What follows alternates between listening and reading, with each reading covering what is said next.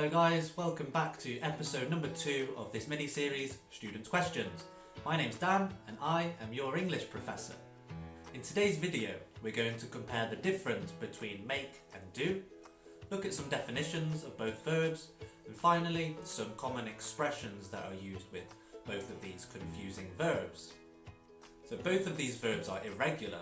We have do, did and done, make, made and made. So be very careful when using these verbs in some of the tenses. Let's start by comparing the difference between make and do by looking at their definitions. Do usually refers to the action, whereas make usually refers to the creation of something, and through that creation or through that action you have the finished product. A good example of that would be by making a cake. And when you make a cake, this action that you do, this process of the making of the cake, has the final product, the cake, which you can eat and enjoy at the end, right? So let's look at them a bit more closely so you can compare the difference better. And let's start with do. So as I said before, do refers more to the action, okay, and usually refers to actions of tasks which must be completed. So some examples of that could be doing your homework, or doing the housework, or doing the shopping. Now, in all of these examples, you do have a finished product. You have completed homework, you have a clean house, and you have a fridge full of food. However, when I'm saying do the shopping or do the cleaning, I'm actually referring more to the action rather than this finalized product that we have. Some more examples for you are to do an exam, to do exercise, to do sport, or to do a sport exercise. So we can use do exercise in two different ways, either doing the exercise in your English homework or doing physical exercise. So do can also be used when the verb is obvious, okay, or it's not necessary to actually say the verb. Some examples of that could be to do my hair. Okay, now when I do my hair, there's only a couple of options that I have for verbs, either to brush the hair or maybe to clean my hair. But if I simply say I need to do my hair, it's very obvious that I'm going to do something with my hair. It's not necessary to say the actual verb. Another example of that could be to do the dishes. Now, to do the dishes refers to cleaning the plates, cleaning the knives and the forks and the things that you've used for your dinner or your lunch or whatever. So the verb here is obvious that I'm going to clean the dishes. But again, because it's very obvious, we just simply use to do the dishes. So there are many other expressions that are used with make and do. Expressions that don't really have any logical reasoning behind them. Expressions that you must learn and memorize. Now, I know this is bad news, but the good news is that in part 2 of this video, I will explain a couple of the most common expressions used with both make and do. So stick around for that. Now let's look more closely at the verb to make. And as mentioned before, make is used when we are creating something. There's this process that we have to do in order to get a finalized product. And the outcome is emphasized much more than the actual action. Okay? So let's look at some examples.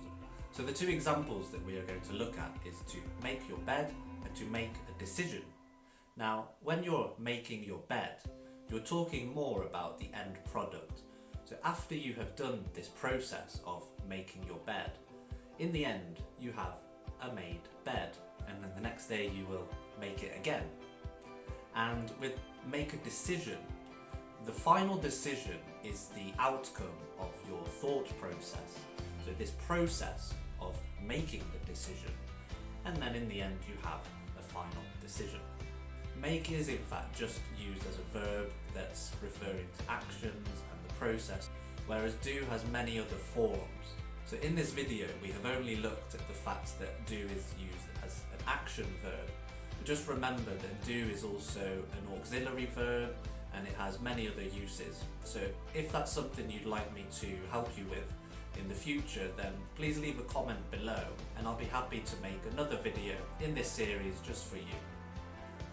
So moving into part 2 of this episode, we're going to look at some common expressions that are used with make and do.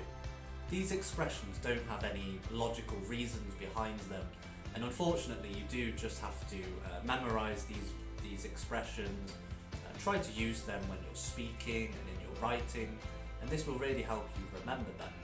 So if you're ready, take a pen and a notebook and let's get straight into these examples. Let's start with do. It's quite common that we would use do something, do anything, do nothing, okay, when we're not really specifying the actual action.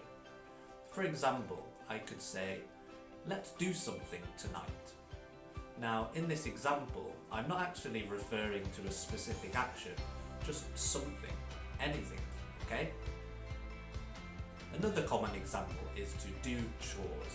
Now, chores are the jobs that you must do around your house. So if I say, I need to do my chores on Saturday, that means I need to clean the house, maybe tidy the kitchen, tidy the living room, and generally cleaning the house. I need to do my chores. So this next one is related to doing the chores. We often use do with the washing and do the washing up. So be very careful with these because they are similar.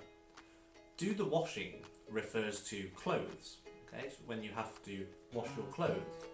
Whereas do the washing up refers to cleaning the plates, cleaning the knives and the forks, cleaning the things that you have used for your dinner.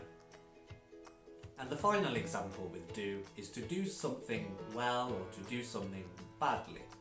Now this refers to the extent to which you have completed a task. So I could say, I did very well in my exam. And this means that the exam went well and I'm happy with the result.